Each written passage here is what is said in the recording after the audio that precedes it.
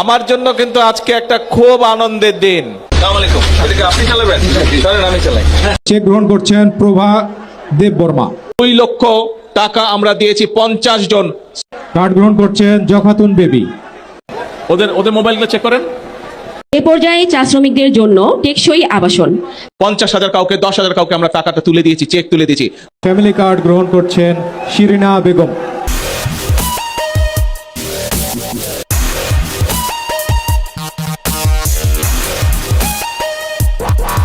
আসসালামু আলাইকুম। এদিকে আপনি চালাবেন, চলেন আমি চালাই।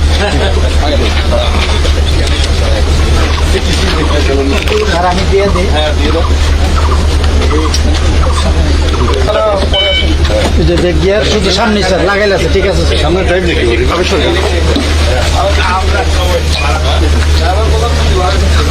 আমার টাকা দেওয়া লাগে। নির্বিশেষ সবার আগে বাংলাদেশ,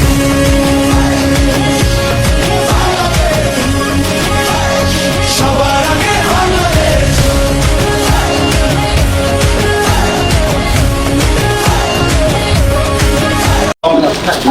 আমাদের তো দায়িত্ব আছে ভাই।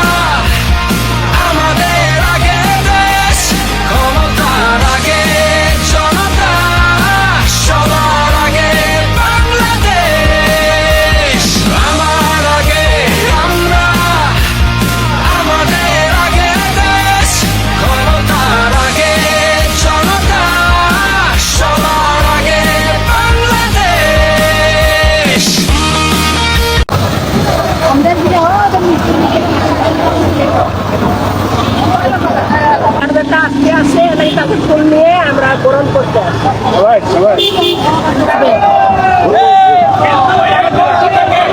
এই জন্য এখানে আসছে।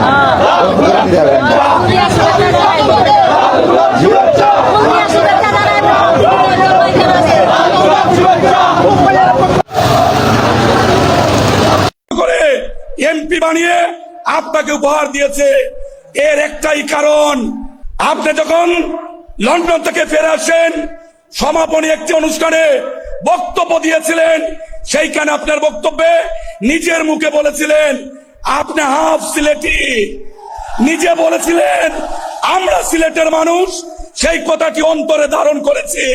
যতদিন বেঁচে থাকবো আপনার নেতৃত্বে এই অঞ্চলে বিএনপির যে দুর্গ গড়ে উঠেছে, ইনশাল্লাহ এটা উত্তর আপনার নেতৃত্বে বৃদ্ধি পাবে।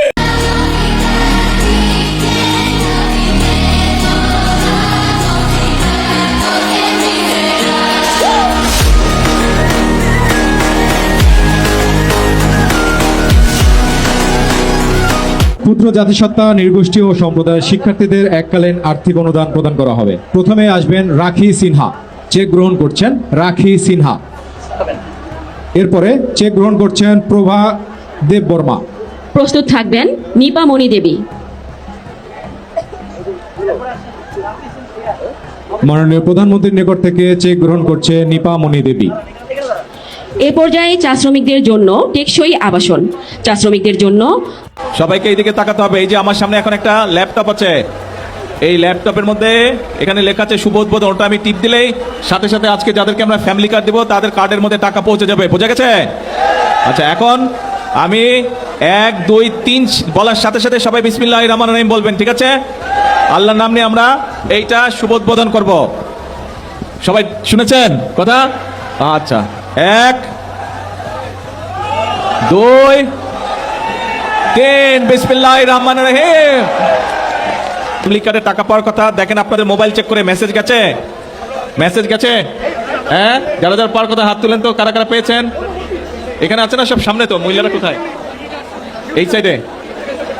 হ্যাঁ, এই যে সামনে যারা বসে আছে, কোথায় বসে আছে বাকি যারা? ওদের মোবাইলগুলো চেক করেন। কার্ড গ্রহণ করছেন জখাতুন বেবি। প্রস্তুত থাকবেন শিরিনা বেগম। শিরিনা বেগমের পরে প্রস্তুত থাকবে রাশেদা বেগম।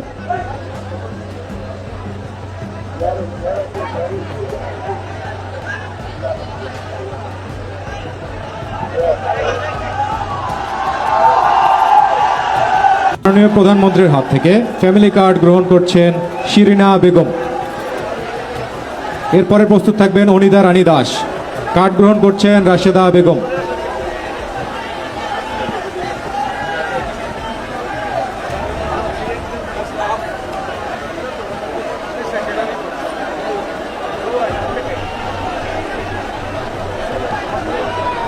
এবারে কার্ড গ্রহণ করছেন অনিতা রানী।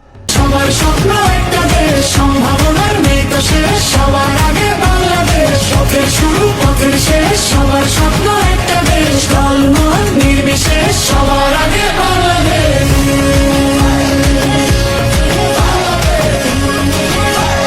সবার আগে বাংলাদেশ।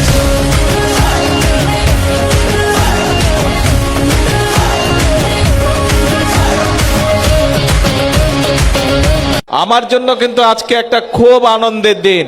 আজকে থেকে কয়েক মাস আগে নির্বাচনের প্রথম প্রচার অভিযান শুরু হয়।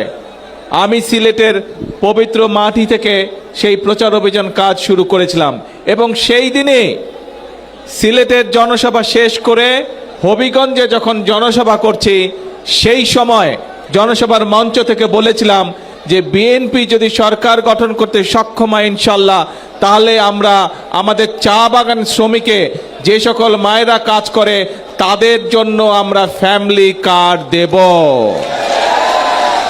আজকে আল্লাহর কাছে আমি হাজারো শুকরিয়া জানাই, লক্ষ শুকরিয়া জানাই যে আল্লাহ আমাকে সেই তৌফিক দিয়েছেন আজকে, যে আমি আমার কথা আজকে রাখতে পেরেছি।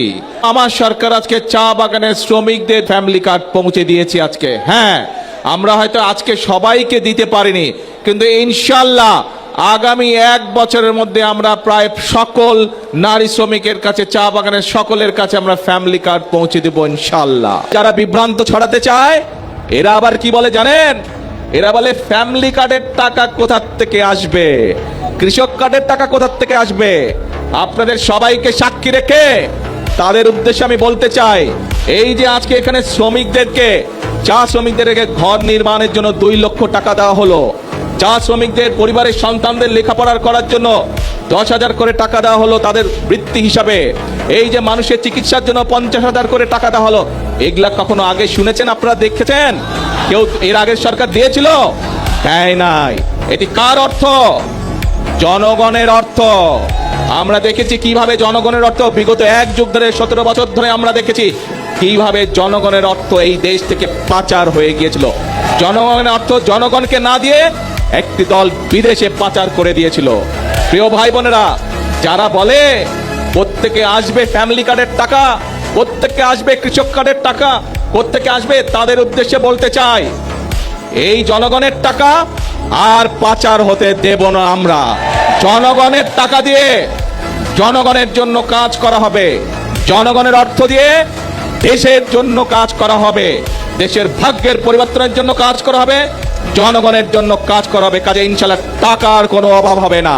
ঘর প্রদানের জন্য 2 লক্ষ টাকা আমরা দিয়েছি 50 জন শ্রমিককে। চা শ্রমিকরা অত্যন্ত কষ্টে থাকে আমরা জানি, সে ধীরে ধীরে তাদেরকে একটু ভালো অবস্থায় যাতে আনা যায় সেই জন্য আমরা 2 লক্ষ টাকা করে দিয়েছি।